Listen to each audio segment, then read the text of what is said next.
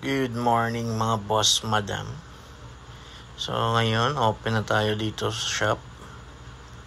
Everyday grind lang tayo. So, antay-antay na tayo mamaya ng customer. So for kahapon, okay, maganda yung natin, yung benta natin. Ngayon, I hope sana, or kahit na basta makabenta lang tayo na target natin, makuha lang natin yung target natin daily, okay na tayo dun. So yan yung natin dito, yung shop natin.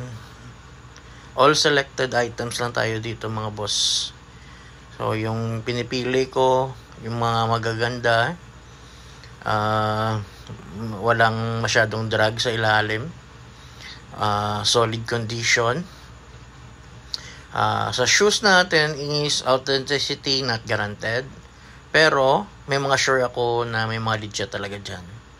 So kung minsan kumukuha talaga ako ng ng mga UE pair sa shoes, kasi maganda rin yung yung quality ng UE pair compare mo sa OEM. So mga pants din tayo dyan. So kumukuha tayo ng mga pants para lang na may mapilian yung mga tao. May choice sila na kung anong gusto nila.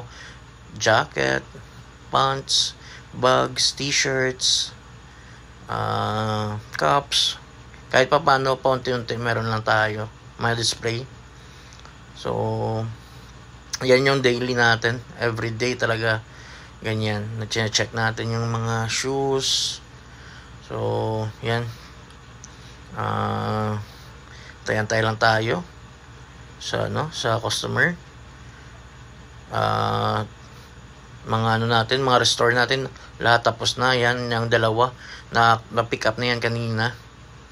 Yan, na pick up na. So wala tayo ngayong restoration. So antay lang tayo sa mga buyer natin, sa mga client natin, mag-drop ng mga shoes na ipaparestore.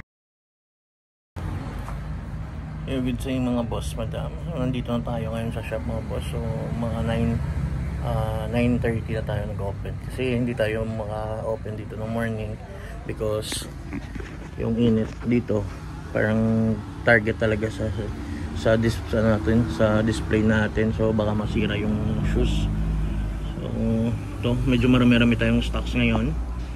And then nagpa-plan po ako ng magano ng clothing line ko. Ito first ko na na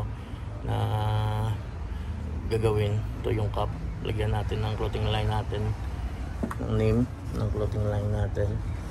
Tapos ito, iba-ibang design, pero konti lang to mga boss mga nasa mga nasa 20 na piraso lang yung ipapagawa, kasi mahirap hanapin yung mga maganda yung yung quality ng cup.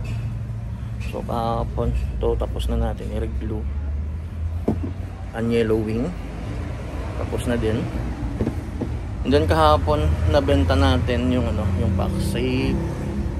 So medyo okay kahapon yung natin benta. So yan, abang-abang na lang.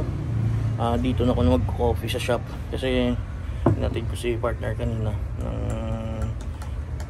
mga 7 AM or 8. So hindi na ako nakapag-kape. So dito na lang tayo mag-kape. So yan, antay-antay na lang tayo mga boss, mga customer. Medyo nag-aalangan pa ako mag-vlog na may bumibili, kasi dito medyo hindi tayo basta-basta makapag-vlog lang, na makapag lang tayo, baka hindi magustuhan ng buyer natin. So respect muna tayo. So yan, see you mamaya and pew!